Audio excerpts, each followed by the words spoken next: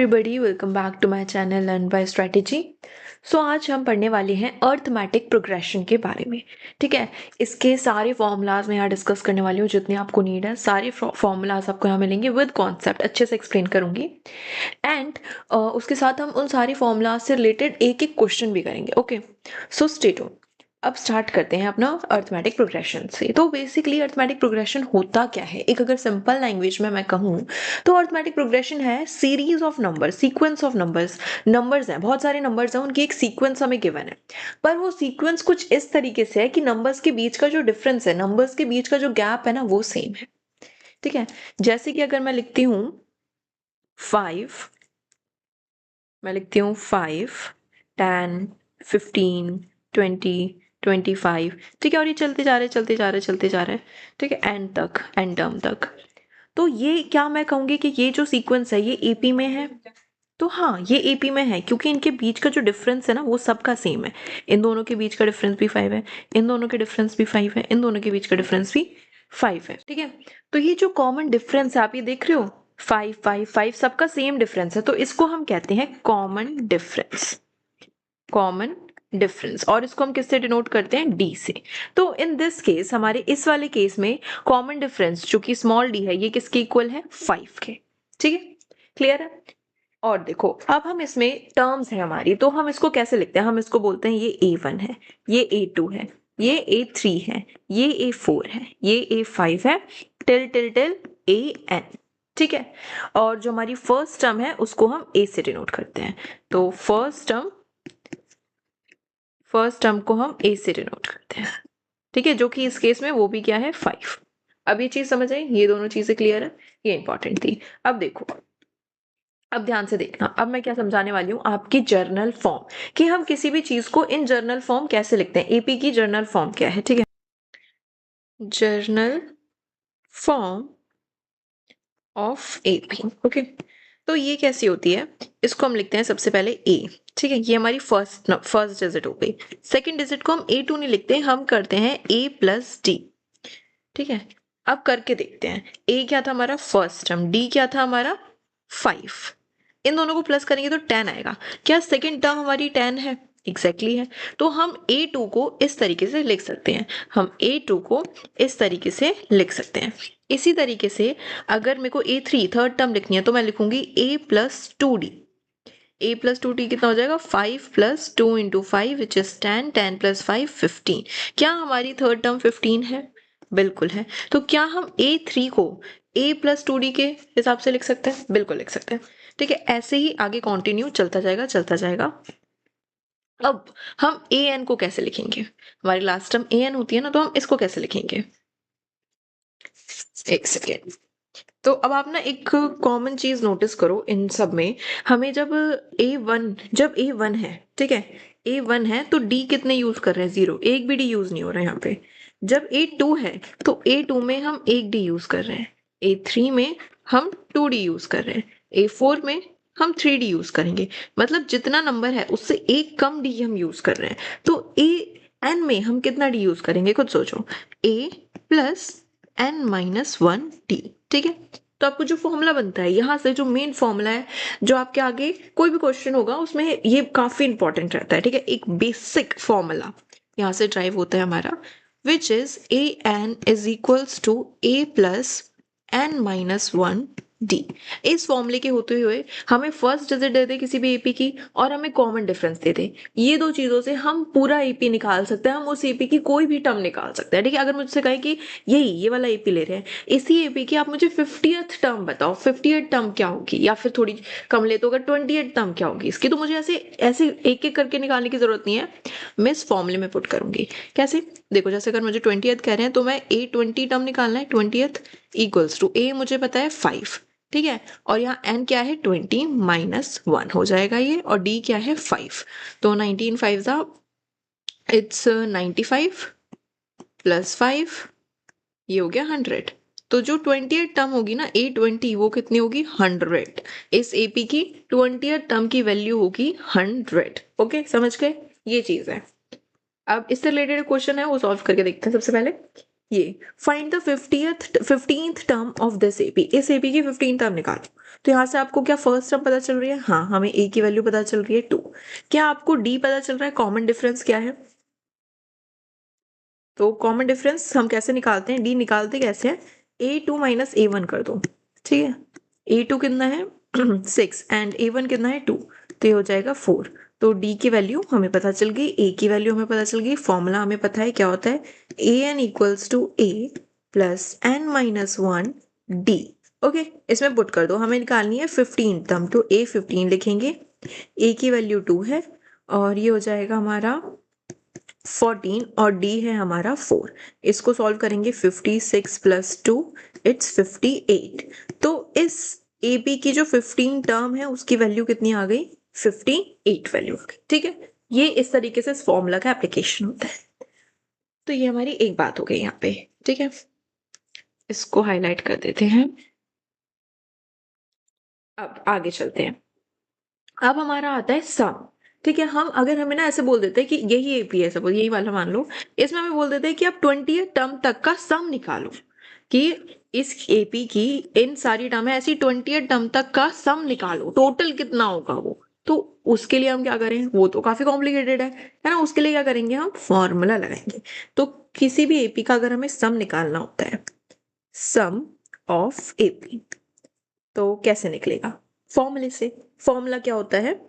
S N, मतलब कि sum of जितनी भी टर्म्स का बोला है एन की वैल्यू रखेंगे, N by 2 A plus A N. अब इस फॉर्मूले को थोड़ा समझ लो, क्योंकि दो तरीके से यूज होता है ये फॉर्मूला, एक इस तरीके से और एक क्या होता है, N by 2 A plus N minus 1। ये कैसा है मैं आपको भी बता दूंगी, ठीक है। डी। अब ध्यान से सुनो, हमें क्या करना होता है, जैसे एग्जांपल लेके चलते हैं। मेरे पास एक सीरीज है 2 4 6 8 till till till so on, और मैंने लास्ट डिजिट लिख दी यहाँ पे सपोज 16। ओके, ये है।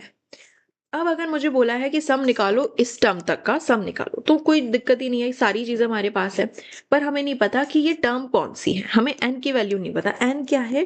टर्म, कौन सी टर्म है, जैसे ये फर्स्ट, ये सेकंड, ये थर्ड, ऐसी 16th कौन सी टर्म है। तो इसके लिए हम फॉर्मूला यूज करेंगे, वही फॉर्मूला, उसमें ए एन होता है, ठीक है। ए प्लस एन माइनस 1 टी। अब हमें ए एन की वैल्यू पता है 16, पर हमें ये नहीं पता 16 कौन सी टर्म पे आता है। तो हम क्या लगाएंगे इसमें, ये पुट कर देंगे। ए की वैल्यू हो जाएगी 2, एन हमें पता नहीं तो एन को एज इट इज रखेंगे, और डी की वैल्यू है हमारी 2, ठीक है। 2 को इधर लेके जाएंगे, 14/2 हो जाएगा इक्वल्स एन माइनस 1, ये हो जाएगा 7 प्लस 1 इक्वल्स एन। तो एन की वैल्यू आ गई 8, ठीक है। ऐसे हमने करके एन की वैल्यू निकाल ली। अब यहाँ पुट करते हैं, हमें निकालना है सम ऑफ 8 टर्म्स, तो ये हो जाएगा 8/2, ए की वैल्यू है 2, और ए एन मतलब कि देखो फर्स्ट डिजिट फर्स्ट नंबर और लास्ट नंबर हमें लेना होता है, तो फर्स्ट नंबर है 2, लास्ट नंबर है 16। इसको सॉल्व करेंगे, 4 2 प्लस 16 18, इसको सॉल्व करके आपका आंसर आ जाएगा। व्हाट इफ, अब ये तो एक केस हो गया, अगर हमें बोल दे कि जैसे यही सीरीज है 2 4 6 8 टिल टिल टिल टिल इसकी 20th टर्म तक का आपको क्या निकालना है, सम निकालना है। हमें वो 20th टर्म नहीं पता, टर्म क्या, ए एन नहीं पता, एन पता है 20 है पर ए एन नहीं पता, ठीक है। और यहाँ पे ए एन पुट करना है, तो आप या तो ए एन निकाल लो और फिर पुट कर दो, या फिर आप यही फॉर्मूला अप्लाई कर दो। कैसे? S N equals to N by 2 A. A N नहीं पता, ए एन क्या होता है, A N equals to this, तो यहाँ यही लिख देते हैं डायरेक्टली, है ना, एन माइनस 1 डी। अब देखो यहाँ 2a हो गए, 2a हो गए, प्लस कर देंगे तो ये क्या हो जाएगा, 2a हो जाएगा। तो यही आपका फॉर्मूला ड्राइव हो गया, n/2 2a, ठीक है। तो अगर ऐसा हो कि लास्ट डिजिट ना गिवन हो तो ये वाला लगाते हैं, अगर लास्ट डिजिट गिवन है तो सीधे ये वाला लगा दो, ठीक है। कोई सा भी लगा लो, दोनों एक ही बात है। n/2 निकालते हैं, एक बार इसको भी करके देख लेते हैं। 20 निकालना है तो हमें टर्म पता है क्या है, 20/2, a की वैल्यू 2a हो जाएगा यहाँ पे, तो 2 into 2 plus n minus 1, 20 minus 1 is 19, और d क्या है 2। इसको सॉल्व करेंगे, 10 4 प्लस 30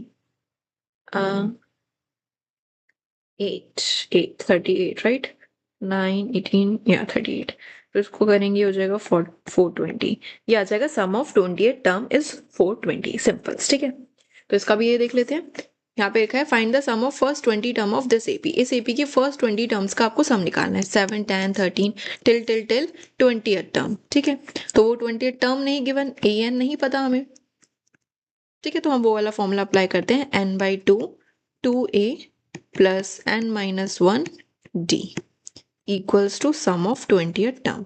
तो हो जाएगा 20/2, 2a की क्या वैल्यू है, a क्या है हमारा 7 है, और d हमारा कितना हो जाएगा 10 - 7 3 हो जाएगा हमारा d। तो 2a 7 14 प्लस 20 - 1 इज 19, d में डालोगे 3, ये हो जाएगा 10 14 प्लस 7 2 कैरी 57। ठीक है, और ये हो जाएगा 7 11 71 710। तो सम ऑफ 28 टर्म आ गया आपका 710। कैलकुलेशन है बाकी और कुछ नहीं है, बस फॉर्मूला कहाँ क्या पुट करना है आपको वो पता होना चाहिए मेन।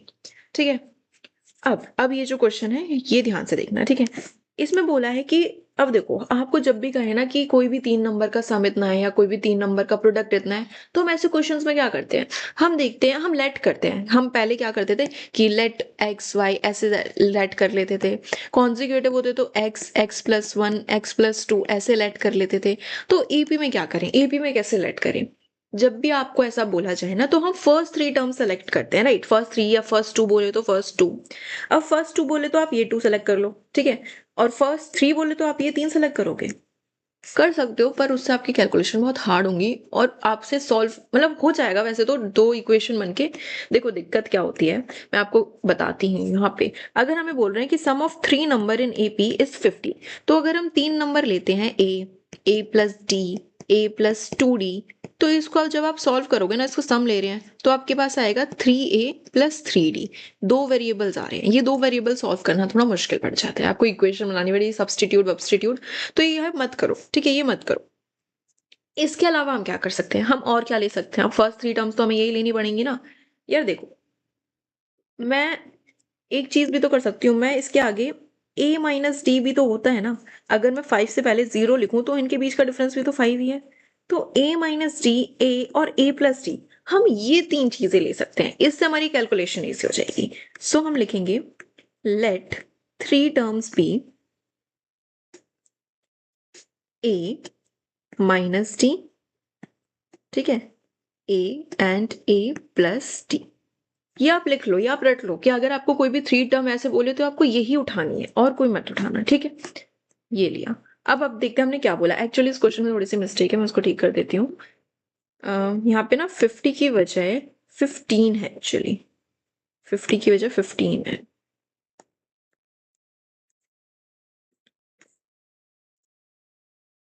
ठीक है, अब करते हैं। तो इसमें बोल रहा है कि 3 नंबर्स का सम करें तो 15 आ रहा है, मतलब इन 3 का सम करेंगे तो क्या आएगा, 15 आएगा। तो कर देते हैं माइनस डी प्लस ए प्लस ए प्लस डी। ठीक है, अच्छा हमने ये क्यों लिया, अब देखो ये डी से डी कट गया, बचा क्या 3 है, एक वेरिएबल पे आ गया आंसर, तो इससे कैलकुलेशन इजी होगी। और क्वेश्चन 15, ए की वैल्यू हमने निकाल ली 15/3 विच इज 5, ए की वैल्यू 5 आ गई। ओके,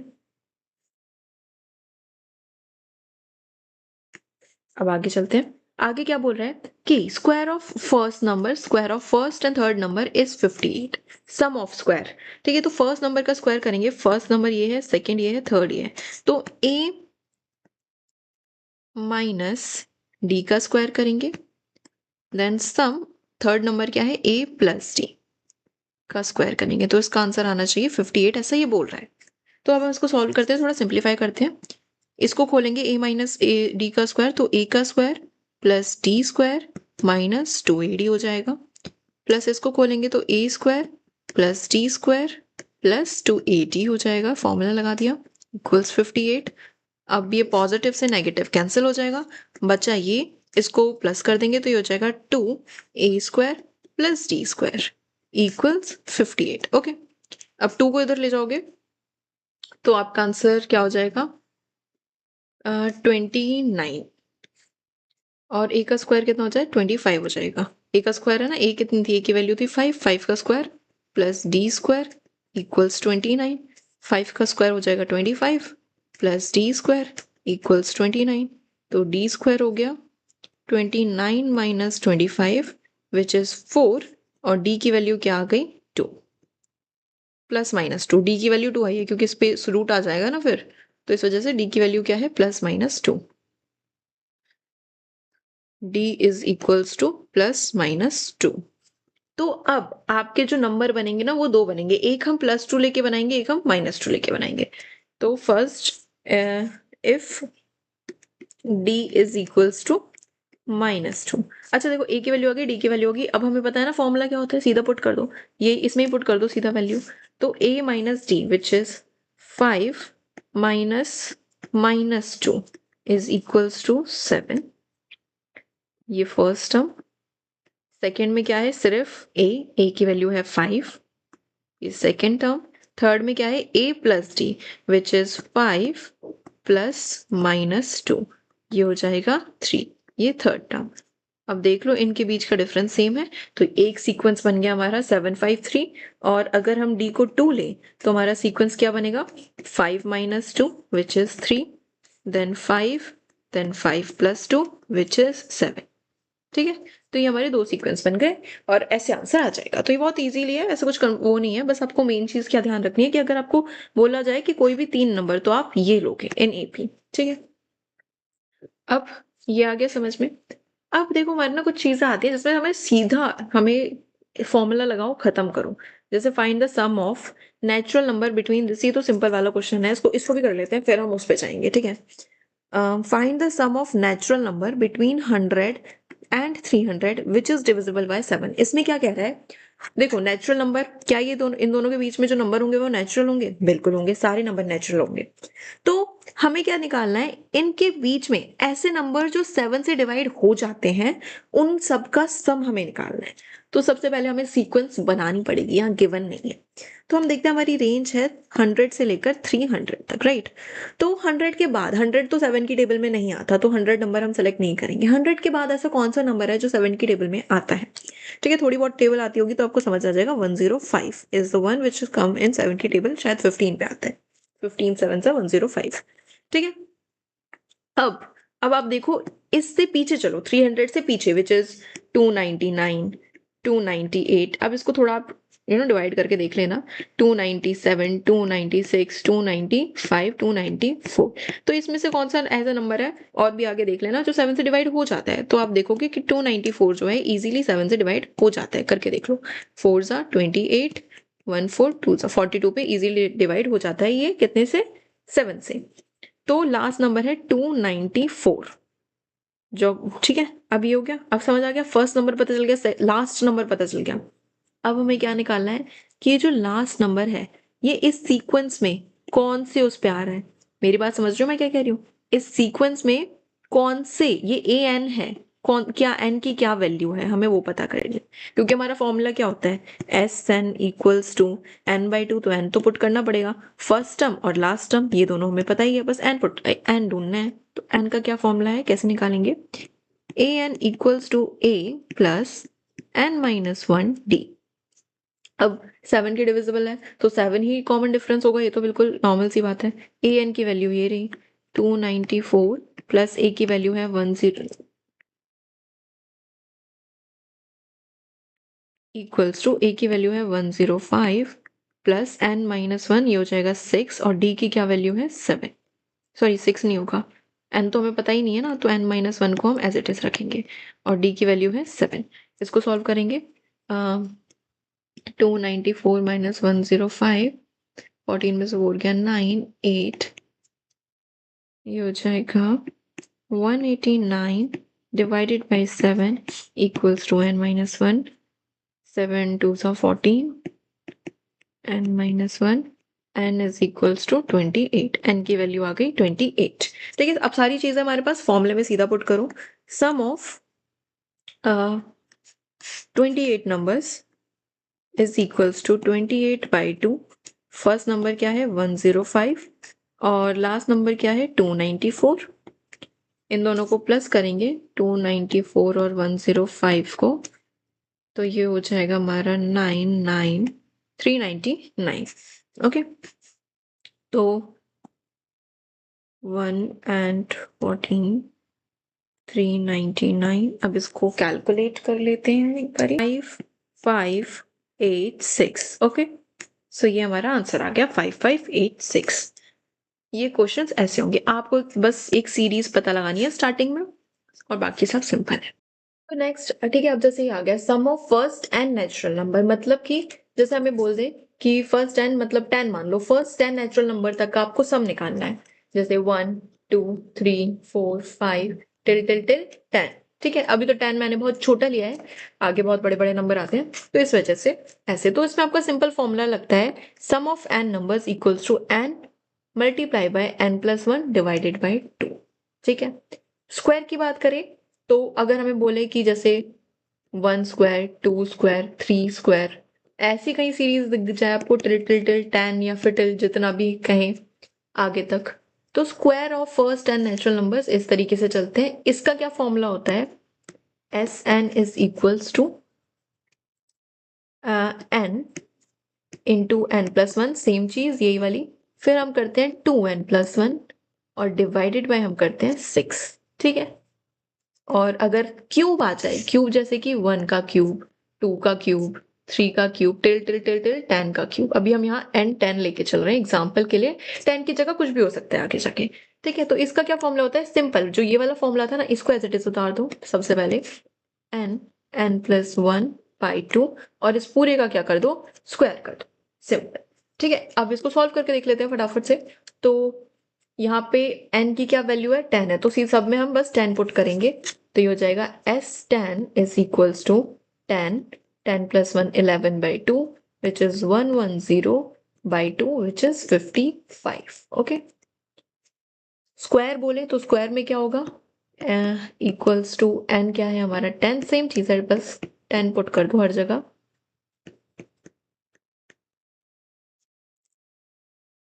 डिवाइडेड बाई 6, तो ये हमारा आएगा ऐसे हो जाएगा 110 इंटू 21 डिवाइडेड बाई 6।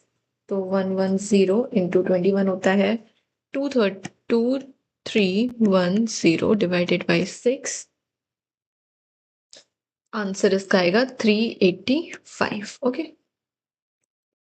अब क्यूब की बात करें तो क्यूब पुट कर दो, tan equals to tan 11 into 2 का स्क्वायर, तो ये बेसिकली हो जाएगा 55 का स्क्वायर।